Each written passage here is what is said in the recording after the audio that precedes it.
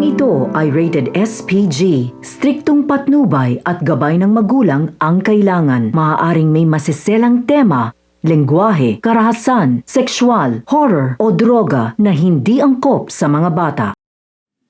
Ang kwento ng buhay ay hindi laging masaya. Minsan, ang pinakamasakit na sugat ay hindi nakikita. Mga sugat na nagiiwan ng bakas sa puso at isipan. At ang pag-ibig, maaaring maging simula ng trahedya bago humantong sa pag-asa. Ang kwentong ito ay tungkol kay Bebe, 23 taong gulang. Ngunit sa isipan ay nananatiling musmos. Siya lamang sa kanilang pamilya ang may ganitong kapansanan. Ngunit bago natin makilala si Bebe, kilalanin muna natin ang kanyang ina, si Nene, at ang mga taong humubog sa kanyang kapalaran.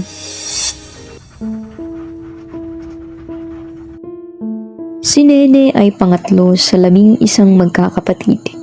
Maaga siyang huminto sa pag-aaral upang makatulong sa pamilya. 2 lamang ang daladala niya sa buhay, ang magsikap at ang mangarap. Makalipas ang ilang araw, nakahanap na ng matutuluyan at trabaho si Nene sa Davao. Unti-unti niyang binuo ang bago niyang simula. At dito niya nakilala ang unang lalaking magpapatibok ng kanyang puso. Bagong lipat ka, Day. Ako si Joel. Oo, kahapon lang ako dumating. Nabighani si Nene sa kabaitan ni Joel. Lagi siyang tumutulong, nangangamusta at sinasamahan siya pauwi. Alam mo, Ne, kakaiba ka. Parang matagal na kitang kakilala. Sana totoo lahat ng yan. Lumipas ang mga araw, mas lumalim ang ugnayan nila. Sa bawat tawanan, sa bawat pag-uwi, tila mas lalo silang tinatahi ng tadhana. Joel, Oh, Nene. buntis ako, Jo. Ano? Nene, hindi ko kayang panagutan yan. Hindi pa ako handa. Jo, kala ko tayo. Nang tayo. At tulad ng marami, nang dumating ang responsibilidad, iniwan niya si Nene. Jo! Jo!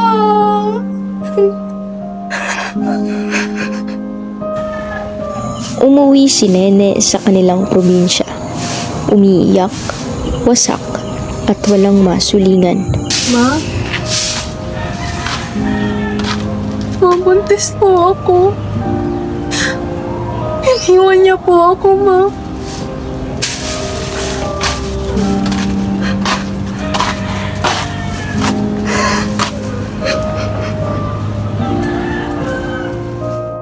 Makalipas ang ilang buwan, nanganak si Nene sa isang sanggol na lalaki, si Ray. Ngunit matapos ang ilang taon, muli siyang naghanap ng trabaho. Iniwan niya si Ray na 1 taong gulang sa kanyang mga magulang at napadpad sa Kidapawan. Doon niya makikilala ang lalaking magbabago ng kanyang kapalaran.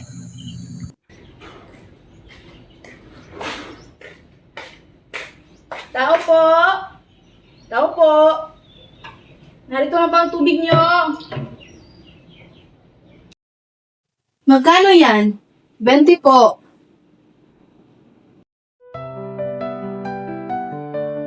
Makalipas ang ilang linggo, naging sila at ang kanilang pagmamahalan ay nagbunga ng 2 supling, sina Kat at Lela.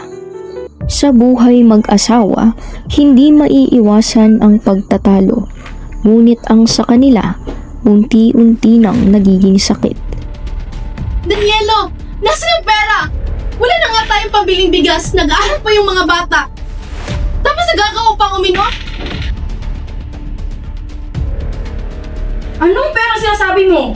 Naririnig din ako sa iba. Nandidilim ang paningin ni Danielo at nang makakita ng itak, tinaga niya si Nene sa ulo. Dulot ng alak at galit, muntik nang masira ang buhay ng kanyang asawa. Hindi na kinaya ni Nene ang pagmamaltrato. Umalis siya hawak-hawak si Lela at iniwan si Kat.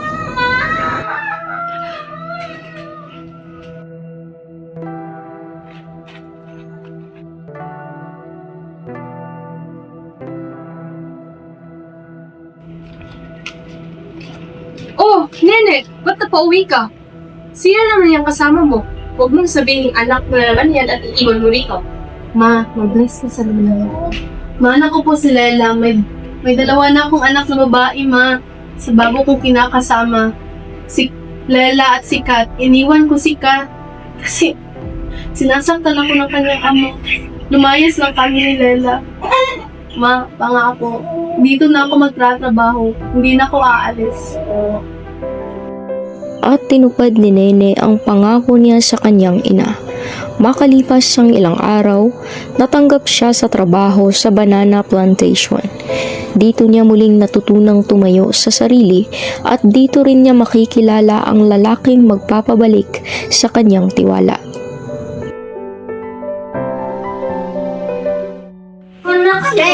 Si Nene, oh. Paparating. Ayan, kaya kumain.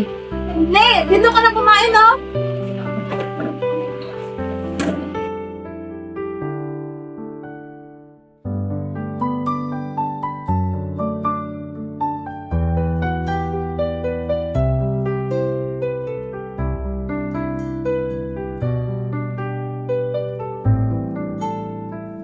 Kamusta ang trabaho mo sa plantation? Hindi ka ba nahihirapan?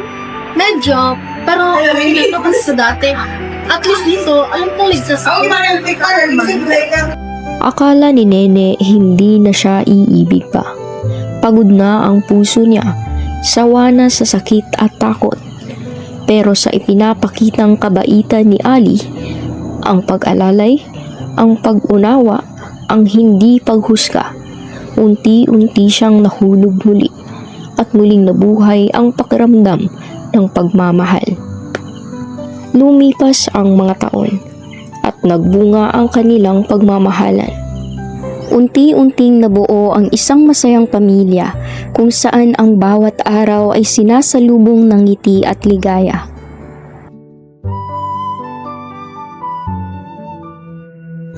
Ngunit ang lahat ng kasiyahan may kaakibat na unos. Unti-unting lumalala ang pananakit ng ulo ni Nene. Ang sugat mula sa pagtaga ni Danielo na hindi kailanman naayos ng tama. Kasabay pa nito ang kanyang waiter na nagdulot ng matinding stress. Hindi na kita maintindihan. Palagi mo na lang ako sinisagawan. Palagi ka na lang galit. Hindi ko na alam kung bakit ko kita tutulungan. Umalis ka! Yan yung matutulong mo sa akin! Hindi kinaya ni Ali ang bigat ng pagbabago ni Nene. Hanggang isang araw,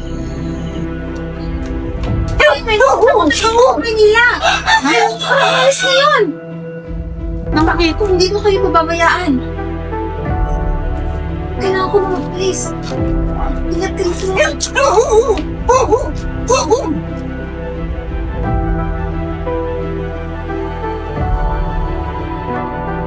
makalipas ang ilang buwan, nanganak si Nene, isang malusog na sanggol na babae, si Bebe.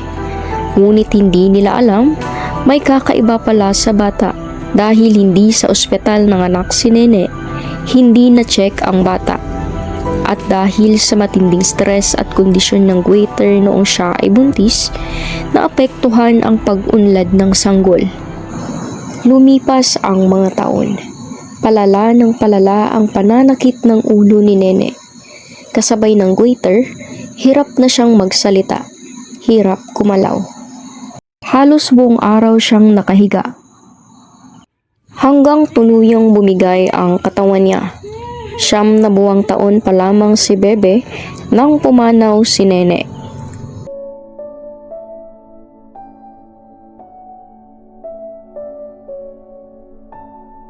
Sa ospital ay doon lamang nalaman ng kanyang pamilya ang tunay na dahilan.